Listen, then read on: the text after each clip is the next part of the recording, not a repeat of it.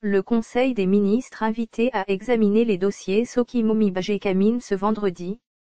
Le gouvernement de la République est invité à inscrire à l'ordre du jour et à examiner, équitablement, les dossiers Sokimo, Miba et Gécamines au Conseil des ministres de ce vendredi 29 mai 2020. L'appel émane de la coalition « Tout pour la RD Congo ». Nous recommandons que la présidence de la République et le Premier ministre traitent globalement tout dossier du secteur minier, inscrivent à l'ordre du jour du Conseil des ministres du vendredi les différentes dénonciations sus-évoquées bien documentées sur la Sokimo et la Miba afin de ne pas donner l'impression de traiter sélectivement certains dossiers du secteur minier du pays.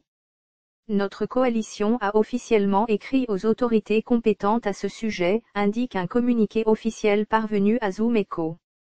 Entre les lignes, les organisations de la société civile responsables de ce plaidoyer s'opposent à un certain désintéressement de l'exécutif national en rapport avec leurs dénonciations portant sur la minière de Bakwanga, Miba, et la société minière de Kilomoto, Sokimo.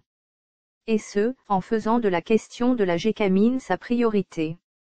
Cette attitude, exclusive, de la présidence de la République et du gouvernement, soutient un membre de ces organisations de la société civile, suscite des interrogations. Faudrait-il comprendre qu'ils soient intéressés par la Gécamine parce qu'elle est viable aujourd'hui, sans arriérer des salaires et simplement du fait qu'ils ne veulent pas de ses dirigeants? Pourquoi les Miba et Sokimo qui vont très mal ne sont pas concernés alors qu'ils assistent au bradage en silence et sans que le Conseil des ministres n'en parle? A-t-il insisté?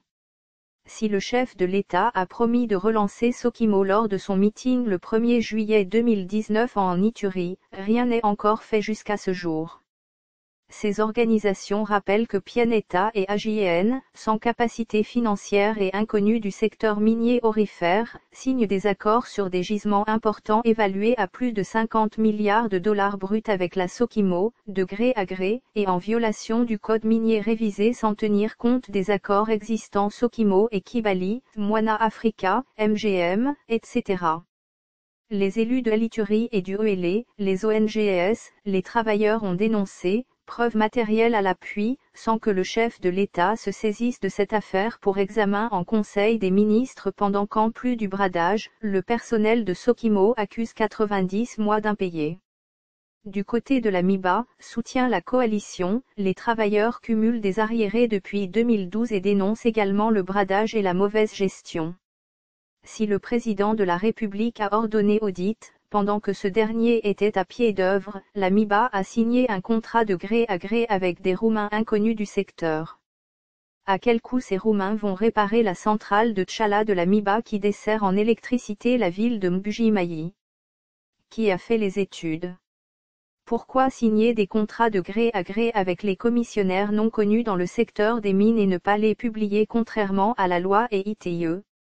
À qui profitent les contrats, accords de gré à gré et non publiés signés par la Miba et la Sokimo en 2019 et 2020 dénoncés par tous sans que la présidence et le gouvernement ne réagissent? S'interroge un activiste. Autant la coalition pour la RD Congo exprime sa satisfaction de voir le chef de l'État demander au ministre du portefeuille de déposer un rapport détaillé sur le dossier de la Gécamine au prochain Conseil des ministres pour examen et en vue des orientations précises, autant elle rappelle au gouvernement la nécessité d'inscrire d'autres matières non examinées jusque-là. Notre coalition, faite des citoyens congolais, rappelle au chef de l'État et chef du gouvernement que plusieurs dénonciations, trop récentes et suffisamment documentées, ont été faites par des ONGs du secteur extractif national, les plateformes COGEP, Tout pour la RD Congo, et le député Éric Galula Ilinga de l'UDPS du Kasaï oriental sur les actifs hautement valeureux et de qualité mondiale, d'or et de diamants, de la Sokimo et la Miba. Nous constatons avec regret et inquiétude leur oubli et exclusion des dossiers prioritaires à l'ordre du jour des différents conseils des ministres, précise le communiqué. Source: mediacongo.net